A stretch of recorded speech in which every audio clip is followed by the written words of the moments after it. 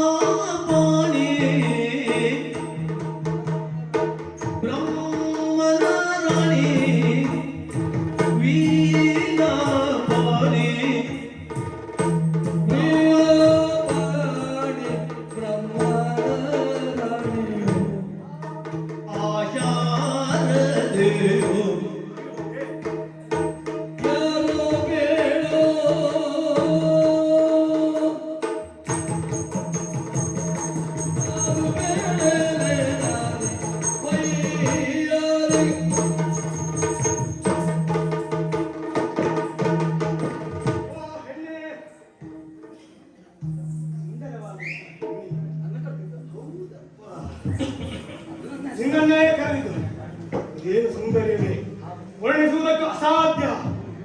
ನಾನು ನೋಡಿದ್ದೇನೆ ತಿರುಗಾಡಬೇಕು. ಎಲ್ಲಿ ಸುರಲೋಕದಲ್ಲಿ ಮನ್ಮಥನ ಮಾಡದಿ ಅವಳು ನೀನು ಸಾಧ್ಯವೇ ಇಲ್ಲ. ಯಾಕೆ ಅಂದ್ರೆ ಅವಳ ಚದುವಿಗಿಂತ ಮಿಗಿಲಾಗಿತ್ತು ಅನ್ನೋದು ನಿನ್ನ ಚದುವು. ಹಾಗಾಗಿ ಮನ್ಮಥನ ಹೆಂಡತಿ ಅಲ್ಲ, ಇನ್ನು ತ್ರಿಮೂರ್ತಿಗಳ ಮಡದಿಯೋ ನೀನು. ಗಿರಿದೆ ವಾಣಿ ನೀನು ಇಲ್ಲಿವೇ ಇಲ್ಲ. ಆದರೆ ಅವರು ಈ ಲೋಕದಲ್ಲಿ ಸೌಂದರ್ಯವತಿಯರು ಎಂಬುದಾಗಿ ಹೇಳಿಸಿಕೊಂಡಿದ್ದಾರೆ. ಅವರ ಚಲುವಿಗಿಂತ ಮಿಗಿಲಾಗಿತ್ತು ನಿನ್ನ ಚಲುವು. ಹಾಗಾಗಿ ಕೇಳ್ತಾ ಇದ್ದೇನೆ, ಅವರು ನೋಡಿದಾಗ ಮಾತನಾಡಿಸಬೇಕೆಂಬ ಹಬ್ಬ ಆಯಿತು, ಹಣ ಮಾಡಿಲ್ಲ, ಮಾತಾಡಿಸಿಕೊಂಡಾರೆ. ಹಾಗಾಗಿ ನಿನ್ನೆ ಕೇಳ್ತಾ ಇದ್ದೇನೆ, ಕರುಣಿ ನಿನ್ನ ಪುರವಯ ಯಾವುದು ಎತ್ತಂತಹ ತಂದೆ ಎಲ್ಲ ಹೇಳ್ತೀಯ.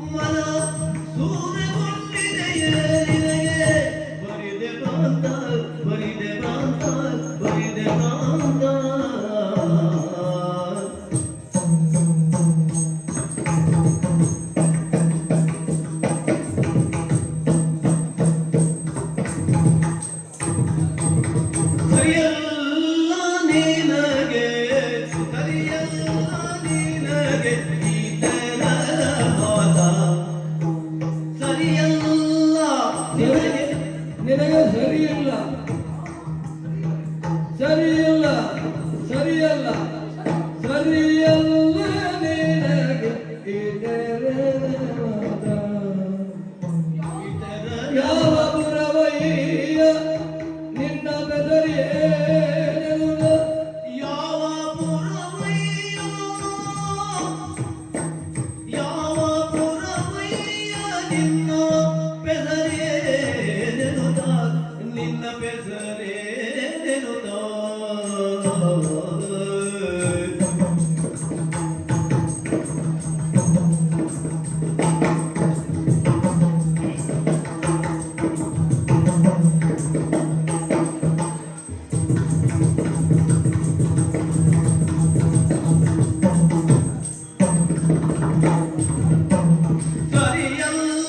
ನಿನಗೆ ಈ ತೆರನ ಮಾತ ಸರಿಯಿಲ್ಲ, ಸರಿಯಲ್ಲ, ಸರಿಯಿಲ್ಲ, ನಿನಗೆ ಈ ತೆರನ ಮಾತ ಯಾವ ಪುರವಯ್ಯ ನಿನ್ನ ಬೆಸರೇನೆನುತ ಯಾವ ಪುರವಯ್ಯ ನಿನ್ನ ಬೆಸರೇನೆನುತ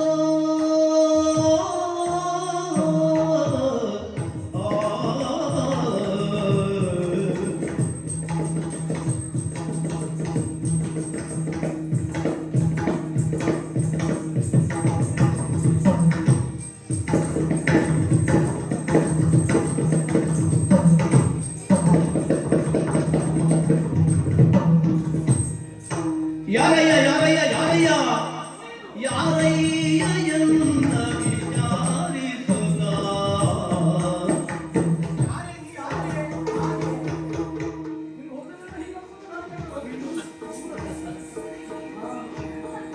ಗೊತ್ತಾದ್ಮೇಲಾದ್ರೂ ಗೊತ್ತಾಯ್ತು. ಅಲ್ಲಿದ್ರೆ ಹಾಗಿರುವ ನೀನು ಓ ಚಲುವೆ ಹೇಳುವುದಕ್ಕಾದ್ರೂ ಬಿಡು ಪುಣ್ಯ. ಹೌದು, ನಾ ಹೇಳಬೇಕು ಅಂತ ತೊಡಗಿದ್ರೆ ಯಾರಯ್ಯ ಅಂತ ಕರೆದ್ರೆ ಬಾರಯ್ಯ ಅಂತ ಹೇಳುವ ಸಂವೇದನೆ ಬಂದು ಬಂದು ಬಂದು ಬಂದು ಮೈ ಹಾಯ್ದು ನನ್ನ ವಸ್ತ್ರ ಮುಟ್ಟಿದ್ರೆ ಸಿಟ್ಟು ಬರ್ತದೆ. ತೊಟ್ಕೊಳ್ಳೋದು ಬಹಳ ಕಷ್ಟದಲ್ಲಿ ಹಾಗ ವಾತಾವರಣ ಸರಿ ಇಲ್ಲ. ಹೌದು, ನೀನೇ ಸರಿ ಇಲ್ಲ. ಹೌದೇನೆ? ನಿನಗಿನ್ನು ವಾತಾವರಣ ಹೇಗಿದ್ರೂ ಸರಿ ಇರುವುದಿಲ್ಲ. ಆಯ್ತಾಯ್ತು, ಯಾರಾಗಿತ್ತು? ನಾ ಯಾರು ಅಂತ ಹೇಳ್ಬೋದು. ಹಾ, ಅಪರಿಚಿತ ನೀನು ಈ ಪರಿಸರಕ್ಕೆ. ಇಲ್ಲಿ ಇಂಥವರನ್ನೆಲ್ಲ ನೋಡಿದ್ದಿಲ್ಲ. ಸುರಲೋಕದಲ್ಲೆಲ್ಲ ಹೀಗಿದೆ ಹಾಗಿದೆ ಅಂತ ವರ್ಣನೆ ಮಾಡಿದೆ. ನಾವಿರುವುದು ಮಧ್ಯ ಲೋಕದಲ್ಲಿ, ಭೂಮಿಯಲ್ಲಿ. ಆ ಲೋಕದಿಂದ ವರ್ಣನೆಯನ್ನು ಪ್ರಾರಂಭ ಮಾಡ್ತೀನಿ ಅಂತಾದ್ರೆ ಈ ಊರಿನವನಲ್ಲ ಅಂತ ಗೊತ್ತಾಗ್ತದೆ. ಹಾಗಾಗಿ ದಿವ್ಯತೆ ಇರುವಂತಹ ದ್ವಿಲೋಕದಿಂದ ನೀ ಬಂದೆಯೋ ಅಥವಾ ನಿನ್ನನ್ನು ಯಾರಾದ್ರೂ ತಳ್ಳಿದಿರೋ ನನಗೆ ಅರ್ಥ ಆಗುದಿಲ್ಲ. ಅರ್ಥ ಆಗುವುದು ಬೇಕಾಗಿಲ್ಲ. ಹಾಗಂತ ನೀ ನನ್ನ ಪರಿಚಯ ಕೇಳಿದ ಮಾತ್ರಕ್ಕೆ ಹೆಣ್ಣಾದ ನಾನು ನಿನಗೆಲ್ಲವನ್ನು ಸಹ ವಿಸ್ತಾರವಾಗಿ ಹೇಳಬೇಕಾಗುತ್ತೆ. ಹೇಳಿದ್ದೇನೆ ಅಂತ ಅಲ್ಲಿ ಹೇಳ್ಬೇಕಲ್ವಾ? ಹೇಳಬೇಕು. ಅದು ಎಷ್ಟು, ಯಾಕೆ, ಎಲ್ಲಿ, ಹೇಗೆ ಇದೆಲ್ಲ ತಿಳಿದವಳು ನಾಗಿದ್ದೇನೆ. ಹಾಗಾಗಿ ನೀ ಕೇಳಿದ ತಕ್ಷಣದಲ್ಲಿ ನಿನಗೆ ನನ್ನೆಲ್ಲ ವಿಷಯಗಳನ್ನು ಒಪ್ಪಿಸಬೇಕು ಅಂತಾದರೆ ನೀ ಯಾರು ಅಂತ ಬೇಡ.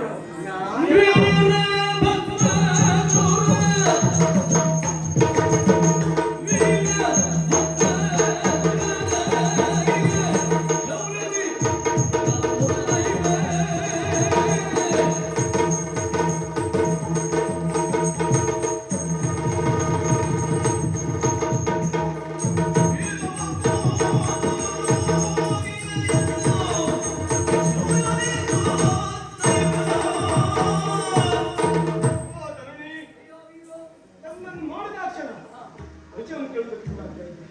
ವೈದ್ಯದಲ್ಲಿ ಹೇಳ್ತೇನೆ, ಹರನಿಂದ ಹುಟ್ಟಿದಂತಹ ಮಗದ ಭಸ್ಮಾಸುರ ನಾಮಾಂಕಿತ. ಹರನ ಮಗ ನೀನು. ಭಸ್ಮಾಸುರ ಅದು ನಿನ್ನ ಹೆಸರು. ನನ್ನ ಪರಾಕ್ರಮ ಎಷ್ಟುಂಟು ಅಂತಂದ್ರೆ 3 ಲೋಕದಲ್ಲಿರುವಂತಹ ದೇವರು ಅವರನ್ನೆಲ್ಲ ಗಾಯಗೊಳಿಸಿದ್ದೇನೆ, ಹೆದರಿಸಿ ಓಡಿಸಿದ್ದೇನೆ. ಹಾಗಾಗಿ ಸಾಮರ್ಥ್ಯವುಳ್ಳಂತಹ ವೀರ ಭಸ್ಮಾಸುರ ಮೆಚ್ಚಿದೆ ಶೌರ್ಯ ಈಗ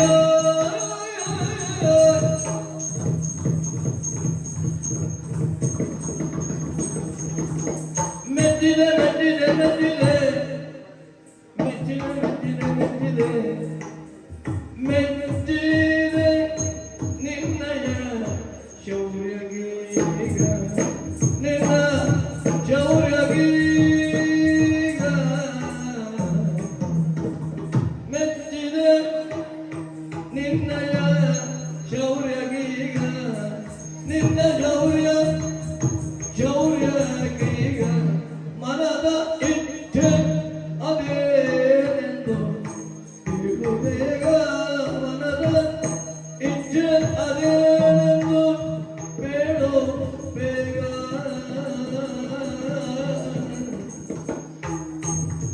ಮನದ ಇಚ್ಛೆಯದೇನೆಂದು ಹೇಳು ಬೇಗ ಹೇಳು ಬೇಗ ಹೇಳು ಬೇಗ.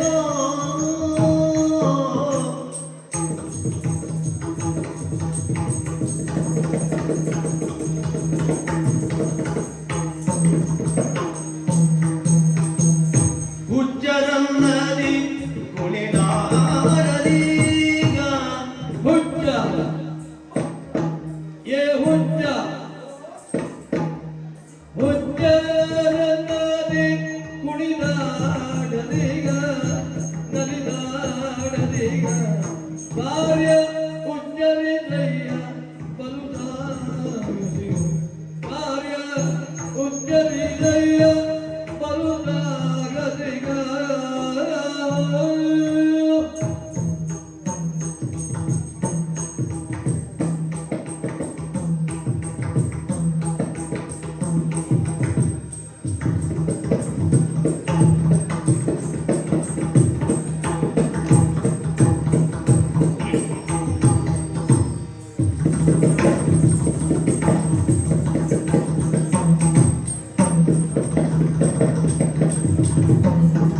ಹುಚ್ಚರನ್ನದಿ ಕುಣಿದಾಡದೀಗ ಕಾರ್ಯ ಉಚ್ಚರಿದಯ್ಯಲೇ ಬೇಗ ಕಾರ್ಯ ಉಚ್ಚರಿದಯ್ಯಲೇ ಸಾಗಸಿದ.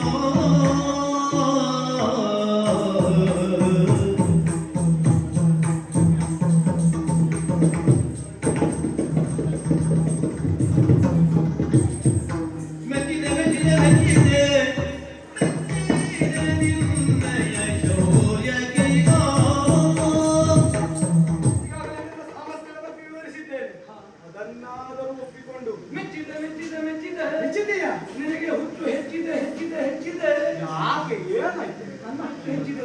ಗೊತ್ತಾಯಿತು. ಹಾಗಾಗಿ ಹೆಚ್ಚಿರುವ ಹುಚ್ಚನ್ನು ಹೆಚ್ಚು ಕಾಲದಲ್ಲಿ ಇರಿಸಿಕೊಳ್ಬಾರ್ದು. ಯಾಕೆ? ಅದಕ್ಕಾಗಿ ನಿನಗೆಲ್ಲ ಸಾಹಸಕ್ಕೆ ನೀ ಮಾಡಿದ ಎಲ್ಲ ಸಾಹಸಕ್ಕೆ ನಾನು ಮೆಚ್ಚಿದೆ.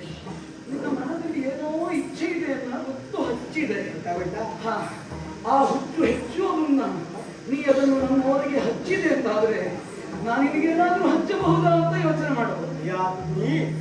ಓ ತರುಣಿ, ನಿನ್ನನ್ನು ನೋಡಿದಾಗ ಮನಸ್ಸಲ್ಲಿ ಅನೇಕ ಭಾವನೆಗಳು ಉದ್ಭವ ಕೆಲವು ಹೇಳು ಸರ್. ಮತ್ತೇನು ಅಲ್ಲ, ನಿನ್ನ ಆಯಾ ಆಕಾರವನ್ನು ನೋಡಿದಾಗ ನಿನ್ನನ್ನು ಕೊಡಿಸಬೇಕು. ಗುಡಿಯಿಂದ ಅಡಿಯವರೆಗೆ, ಅಡಿಯಿಂದ ನಾ ಹೀಗೆಲ್ಲ ಮಾಡಿಕೊಂಡು ಬರುವುದಿಲ್ಲ. ದೇಹ ಸುಖವನ್ನು ಬಹಳ ಅಪರೂಪಕ್ಕೆ ಯಾವ ಇಲ್ಲದೆ ಇದ್ರೆ ಹೀಗೆಲ್ಲ ಮಾಡ್ತೇನೆ. ದೇಹ ಸುಖವನ್ನು ಪಡೆಯಬೇಕೆನ್ನುವಂತ ಆಸೆ ನನಗಾಗಿದೆ.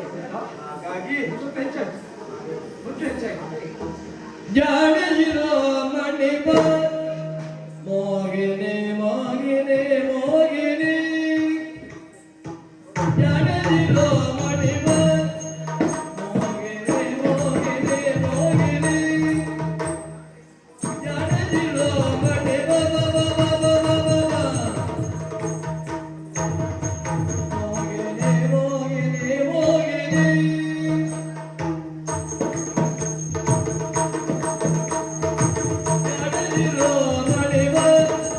ಮೋಗಿನಿ ಮೋಗಿನಿ ಮೋಗಿನಿ ಕಾಣೆನು ನಿನಗೆನೆ ನಾರಿಯರ ಕಾಣೆನು ನಿನಗೆನೆ ನಾರಿಯರ ಶೃಂಗಾರಿಯರ ವೈಯಾರಿಯರ ಶೃಂಗಾರಿಯರ ವೈಯಾರಿಯರ ಜಾನಕಿರೋ ಮಲಿವಾ ಜಾನಕಿರೋ ಮಲಿವಾ ಜಾನಕಿರೋ ಮಲಿವಾ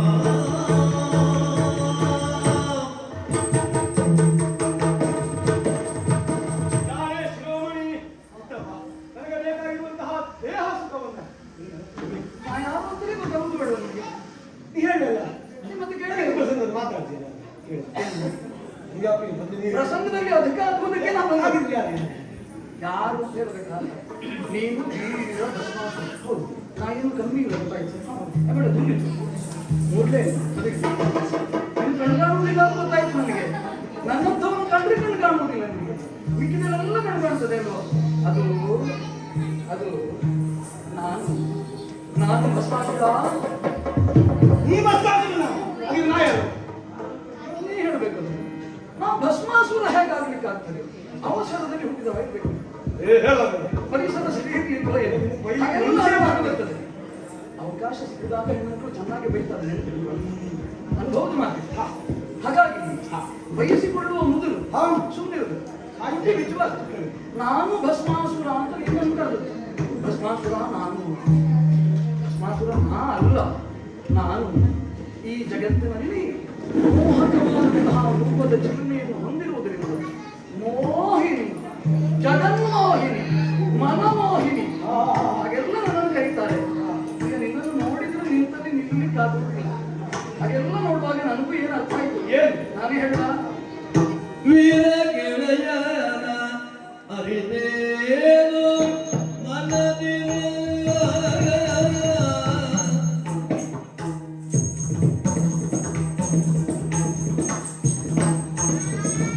ವೀರ ಗೆಳೆಯನ ಅರಿತೇನು ಮನದಿಲ್ಲ ಕವಿತೆಗೊಳ್ಳುವೆ ನಿನ್ನನು ನಿನ್ನ ಒಲಿಸಿಕೊಳ್ಳುವೆ ನಿನ್ನನು ಆ ಆ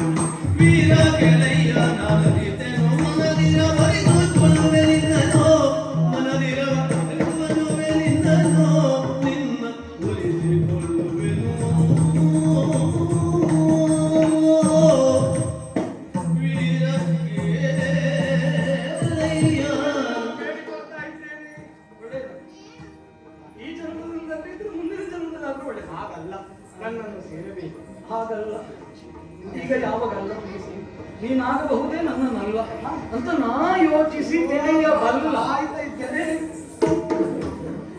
ಸರಿ ಒಂದು ತಲೆ ಮೇಲೆ ಹೊತ್ತು ತಲೆ ಮೇಲೆ ಬೇಡ, ನೀ ಎಂದು ಕುಳ್ಕೊಡೋದು ಬೇಡ. ನೀ ಇದ್ದಲ್ಲೇ ಇರು. ನಿನ್ನ ಮನದಿಚ್ಛೆ ಏನು ಅಂತ ನನಗೆ ಅರ್ಥ ಆಯ್ತು. ಹುಚ್ಚು ಹೆಚ್ಚಾದವರಿಗೆಲ್ಲ ಏನು ಬೇಕಾಗಿರ್ತದೆ? ಆ ಶಬ್ದ ಕೇಳಿ ಎಷ್ಟು ಸೊಗಸ ನಿನ್ನ ಬಾಯಲ್ಲಿ. ಹೆಚ್ಚಾದ ಹುಚ್ಚು, ಹುಚ್ಚು ಹೆಚ್ಚಾದದ್ದು. ಹಾಗಿದ್ರೆ ಅಯ್ಯ ನಿನಗೆ ನನ್ನ ಹುಚ್ಚು ಹೌದಪ್ಪ. ನನಗೆಲ್ಲ ಹೊತ್ತು ಇನ್ನೂ ಹೆಚ್ಚು. ಹಾಗಾಗಿ ನಾನು ಯೋಚನೆ ಮಾಡಿದೆ, ಏನು? ಒಂದು ನಿರ್ಧಾರಕ್ಕೆ ಬಂದೆ. ನೀ ಕೇಳುವ ಹಾಗೆ ಅತಿಬಲಾನ್ವಿತ ನೀನು, ಅತಿ ರೂಪಸಿ ನಾನು, ನಮಗಿಬ್ಬರಿಗೆ ಜೋಡಿ ಅಂದ್ರೆ ಮತ್ತೆ ಯಾರಿಗಾಗ್ತದೆ? ಹಾಗಾಗಿ ನಾನು ನಿನ್ನ ಜೋಡಿ ಆಗುವುದಕ್ಕೆ ಒಪ್ಪಿದ್ದೇನೆ. ಆದರೆ ಆದರೆ ಒಂದು ಸ್ವಲ್ಪ ಏನದು? ನೀನು ನನಗೆ ಸಿಗ್ತೀಯ ಅಂತ ನನಗೆ ಗೊತ್ತಿರಲಿಲ್ಲ. ಎಲ್ಲಾದ್ರೂ ನಿನ್ನಂಥವ್ರು ನನಗೆ ಸಿಗಬಹುದು ಎಂಬ ಆಲೋಚನೆ ಏನಿಲ್ಲ. ಆದ್ದರಿಂದ ಈ ಮೀನಾಲೋಚನೆ ಒಂದು ಆಲೋಚನೆ ಮಾಡಿ ಶಪಥ ಮಾಡಿದ್ದಿದೆ. ಹೋಲಿ ತೋರುವಂತಹ ವಟವೃಕ್ಷ, ಅದರಲ್ಲಿ ನನ್ನ ಆರಾಧ್ಯ ದೇವಿ ಇದ್ದಾಳೆ. ಎಂತ ಮಾಡುವುದಿಲ್ಲ ನನಗೆ ಆರಾಧ್ಯ ದೇವಿ ಬಳಿ ಎಂತ ಮಾಡುದು? ಏನ್ ಮಾಡ್ತೀನಿ? ಒಳ್ಳೆ ಮನಸ್ಸು. ಕೆಲವರು ಬೇರೆಯವರಾದ್ರೆ ಆ ಮರವನ್ನು ಕಿತ್ತು ಬೀಳಿಸ್ತೇನೆ, ಅದನ್ನು ಹಾಗೆ ಮಾಡ್ತೇನೆ. ಪ್ರಪಂಚದಲ್ಲಿ ನನಗೆ ಆರಾಧ್ಯ ದೈವ ಅದು ಇದು ಯಾರು ಇಲ್ಲ. ಯಾಕೆ? ನೀನು ಮತ್ತೊಬ್ಬನಿಗೆ ನಾನು ಆರಾಧ್ಯ ದೈವ ಗೊತ್ತುಂಟಾ? ಈಗ ಗೊತ್ತಾಯ್ತು ನಿನಗೆ. ಹಾಗಾಗಿ ಆ ಆರಾಧ್ಯ ದೇವಿಯ ಸನ್ನಿಧಾನದಲ್ಲಿ ನಾವೊಂದು ಪ್ರತಿಜ್ಞೆ ಮಾಡಿದ್ದೇವೆ. ಏನು ಅದು ನಿನಗೆ ಆಗುತ್ತದೋ ಇಲ್ವೋ ಅಂತ ನಾವು ಹೇಳಿಕೊಂಡ ಹರಕೆ, ನಾ ಹರಸಿಕೊಂಡ ಹರಕೆ. ನಿಮಿಷಾಂತದಲ್ಲಿ ಮುಗಿಸ್ತೇನೆ. ಏನ್ ಮಾಡ್ಬೇಕು? ಏನ್ ಮಾಡ್ಬೇಕು? ಅವಸರದವನಿಗೆ ಬುದ್ಧಿಮಟ್ಟ, ನಿನಗೆ ಅದಕ್ಕಿಂತ ಹೆಚ್ಚು. ಏನೇ ಏನೇ ಸ್ವಲ್ಪ ತಾಳು. ಆ ಆರಾಧ್ಯ ದೇವಿಯ ಸಮ್ಮುಖದಲ್ಲಿ ನರ್ತನ ಪಟುವಾಗಿರುವಂತಹ ನಾನು ನರ್ತಿಸುತ್ತೇನೆ. ನಿನಿಯನಾಗುವನು ನನ್ನ ಜೊತೆಯಲ್ಲಿ ನರ್ತಿಸಿ ನರ್ತಿಸಿ ನನ್ನನ್ನು ಸೋಲಿಸಿದನಾದರೆ ಅವನನ್ನು ಪ್ರಾಣಸಖನಾಗಿ ಸ್ವೀಕರಿಸುತ್ತೇನೆ. ನಿನಗೆಲ್ಲ ಎಲ್ಲ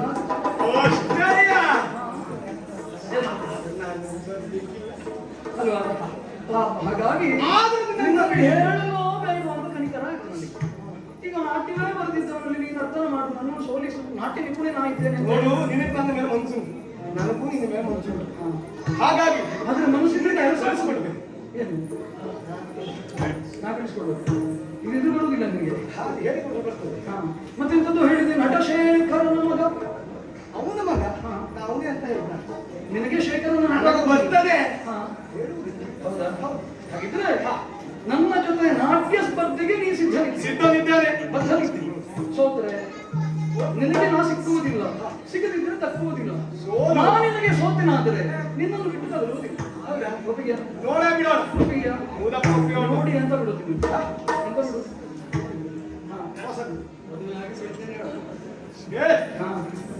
ನೋಡುವನೆ ಎಂತ ನೋಡುವ? ಈಗ ಮೊದಲು ಈಗ ಮನೆಯವ್ರ ಭಾಷೆಯನ್ನು ಮಾತಾಡ್ಲಿಕ್ಕೆ ಪ್ರಾರಂಭ ಮಾಡಿದ್ದೀನಿ. ನಾನು ನಿಮ್ಮ ಮನೆಯವ್ರು ಆಗಿಲ್ಲ, ಗೊತ್ತಾಯ್ತು? ನನಗೆ ಗೊತ್ತುಂಟು. ಏನು ಗೊತ್ತುಂಟು? ಈ ನನ್ನ ಮನೆಯವಳೆ. ಈಗ ನನ್ನನ್ನು ಸೋಲಿಸಿ ನೀ ನನ್ನನ್ನು ಮದುವೆಯಾಗ್ತೀಯೋ, ಮದುವೆಯಾಗಿಯೇ ಸಾಯ್ತೀಯೋ, ಅಲ್ಲ ಬಿಡ್ತೀಯೋ? ಮದುವೆ ಆಗ್ತೇನೆ. ಆಯ್ತು ಮಾತಿಲ್ಲ, ಬಿಡು ಮಾತಿಲ್ಲ. ಹಾಗಿದ್ರೆ ಒಪ್ಪಿಗೆ. ಎಷ್ಟು ಬದ್ಧತೆ ನಿನಗಿದೆ ಅಂತಾದ್ರೆ ಈಗ ನನಗೆ ನಮಿಸುವ ಸಂಸ್ಕಾರ ಇಲ್ಲ. ನಮಸ್ಕಾರ ಮಾಡಿ ನಾನು ಹೊರಡುತ್ತೇನೆ.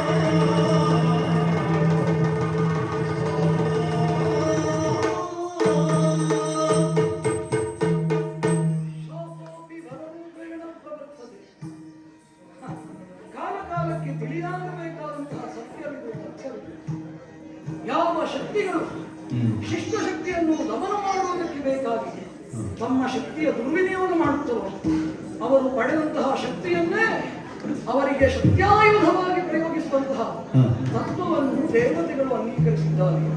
ಇದಕ್ಕೆ ದೇವತತ್ವ ಸುಮನಸತತ್ವ ಅಂತ ಹೆಸರು. ಹಾಗಾಗಿ ಯಾವ ಬೃಹಸ್ಪವನ್ನು ಪಡೆದು ಲೋಕಾಂತರವನ್ನು ಇದ್ದ ಅನಲಹಸ್ತಿಯಾಗಿ ದಹಿಸುತ್ತಿದ್ದನು ಅದನ್ನೇ ಅವರಿಗೆ ಶಾಪವಾಗಿ ತಿಳಿಸಿದ್ದೇನೆ. ಮುಂದೆ ಅನೇಕ ಘಟನೆಗಳಿಗೆ ಇದು ವೇದಿಕೆಯಾಗಲಿಕ್ಕಿದೆ. ಆ ನಿರೀಕ್ಷೆಯಲ್ಲಿ ಸಾಕ್ತೇನೆ.